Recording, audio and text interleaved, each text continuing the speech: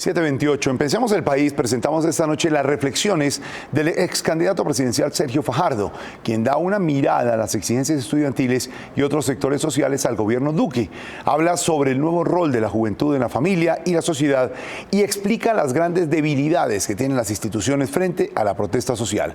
Con él habló María Alejandra Villamizar. Sergio Fajardo, gracias por esta entrevista. Gracias a ustedes. ¿Qué pasó en Colombia el 21 de noviembre?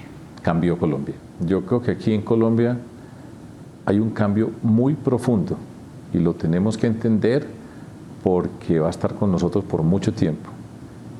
Y puedo decir de una vez cuál creo yo que es el cambio más profundo que hay y tiene que ver con la juventud en Colombia. Esta es una juventud muy diferente a las que conocíamos. Es una juventud inteligente, preocupada, que tiene una característica y es el mundo de la incertidumbre, que es un fenómeno global, pero la incertidumbre está en sus vidas. Empezando por una que para generaciones mayores, para la generación mía, no era una preocupación y es ¿en qué mundo vamos a vivir? ¿Qué pasa con el cambio climático? ¿Qué pasa con el medio ambiente? ¿Cuál es la supervivencia de la humanidad? Y eso lo tienen perfectamente consciente y eso genera incertidumbre. Al mismo tiempo, simplificando enormemente, tiene que ver con la educación. ¿Qué educación se recibe? ¿Qué posibilidad hay de recibir esa educación? Y esa educación asociada con el empleo. Esta educación va a redundar en que si estudiamos tenemos un empleo que nos permita vivir dignamente. Eso hace que cambien esquemas anteriores. Me explico. Habitualmente se hablaba del mundo que les vamos a dejar a los jóvenes. Los jóvenes son el futuro. Eso cambió. Los jóvenes no son el futuro, hoy son presente.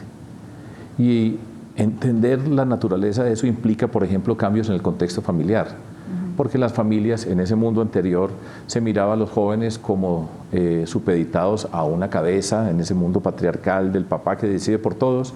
Se acabó ese contexto, ya son familias más reducidas, son más pequeñas y esa incertidumbre de los hijos hace parte de la incertidumbre de la familia, es una relación distinta que lleva a preguntas por la educación, por el empleo, que rápidamente también conectan con las familias acerca de la reforma pensional, reforma laboral, la posibilidad de jubilarse, de tener un empleo y de hacer parte de la vida. ¿Cómo se comportan las instituciones en un momento en que la democracia empieza a manifestarse de una manera tan distinta?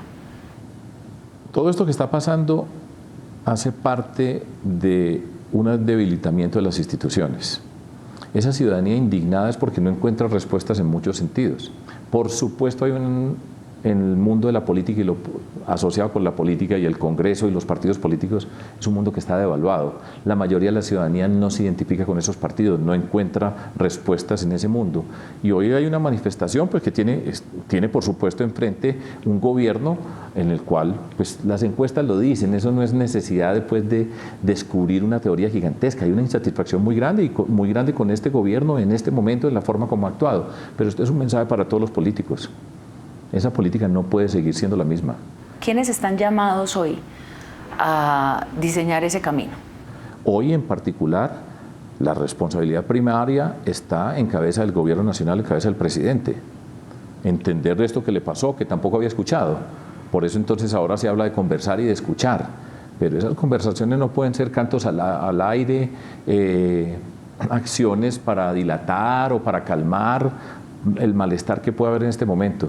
Yo creo que son unas conversaciones que, si se va a hacer con seriedad para dar respuestas, obligan a una inteligencia que el gobierno no ha mostrado, a una capacidad de estar escuchando, que repito, es ahora en el gobierno que se empieza a escuchar y uno tiene que estar escuchando siempre. Y las personas que estamos en la política, que participamos en la discusión de la sociedad que queremos, pues tenemos que estar en sintonía y entender la naturaleza de estos problemas.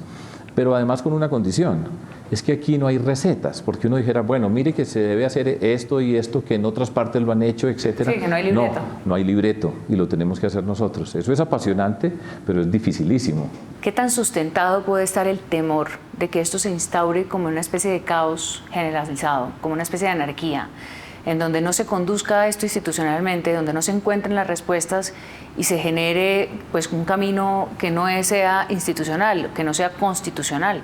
Pues está en manos de las personas que tenemos responsabilidad en esta sociedad darle un trámite institucional, pero entenderle la necesidad del cambio. Si no se entiende y se acude a la represión de manera sistemática, donde se repiten las fórmulas, donde no se entiende, será problemático. Ahora, yo personalmente creo que es una gran oportunidad para Colombia. Todos crecimos, todos los colombianos que estamos hoy caminando por este país nuestro, hemos crecido en un mundo donde la violencia ha sido un factor que ha determinado nuestras vidas. Y yo creo que ya hay un rechazo a esa violencia. Cuando a usted le hablan del acuerdo nacional, ¿usted qué se imagina? ¿Y cómo cree que pueda, digamos, cocinarse un acuerdo, por decir esa palabra, cuando los acuerdos nacionales antes los hacían los expresidentes, los jefes de los partidos, y salían de ahí y decían, este es, pero eso ya no es la fórmula? No es, ni va a ser. Ni va a ser. ¿Cómo se construye entonces un acuerdo nacional? Yo no creo que se vaya a dar ese acuerdo en estas circunstancias, en este momento, con este gobierno. O sea, tomarán algunas medidas, ojalá que sean afortunadas, y que se avance y que no haya que esperar hasta el 2022 para que digamos, bueno, ahora lo vamos a hacer nosotros. Pero la forma como empieza la conversación con unos grupos da la sensación de que es una conversación liviana, que se va a posponer, pues incluso se puso una fecha de marzo, no aparecen respuestas que puedan conectar con lo que está pasando. Entonces yo no veo muy claro cuál es el acuerdo nacional que este gobierno puede liderar. Si son acuerdos, si estas conversaciones son para maquillaje, pero después no pase nada, en problemas. Y yo no veo cómo ahora sí va a empezar a pasar.